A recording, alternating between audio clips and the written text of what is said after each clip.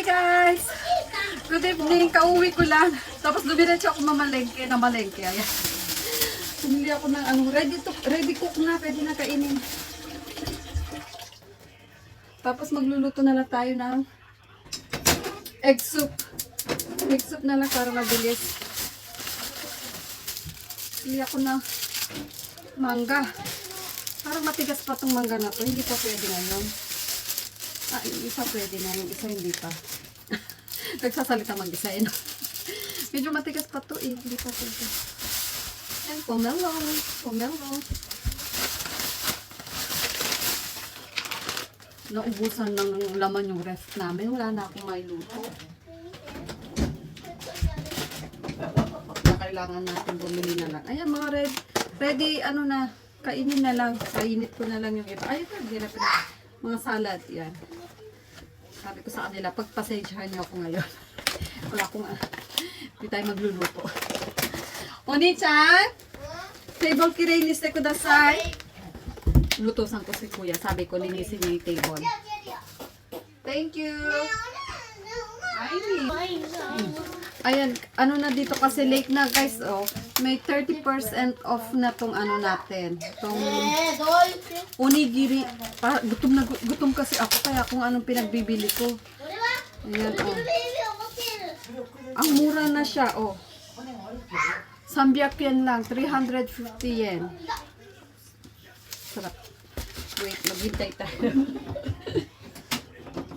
Ano, Maya, sono mama de kore. Irite kudasai. Inutusan ko na si Sean.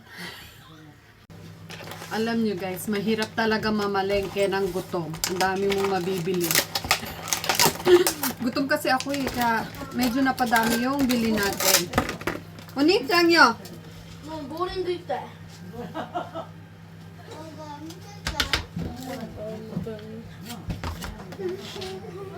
Ang dami guys. Oh.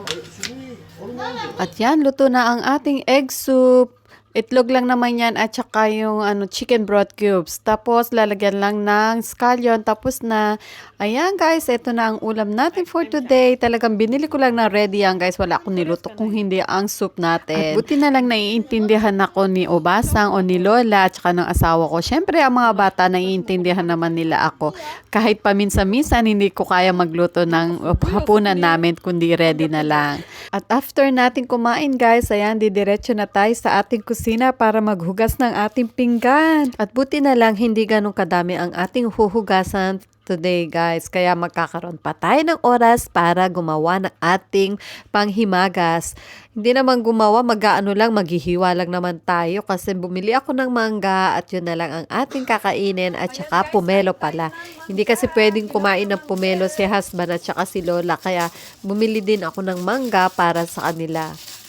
Natatapos ko lang maghugas ng pinggan. Ayan, oh, kain tayo. Medyo matigas pa yung isa eh. Dalawa yung binili ko, kaya lang matigas pa. Ayan, oh. Ito, medyo matigas pa siya. Next time na lang to. Then, pomelo, guys. Kahit tayo pomelo. Sarap nito. Walang amoy ang mangga. Ito, sarap ng amoy. Hello.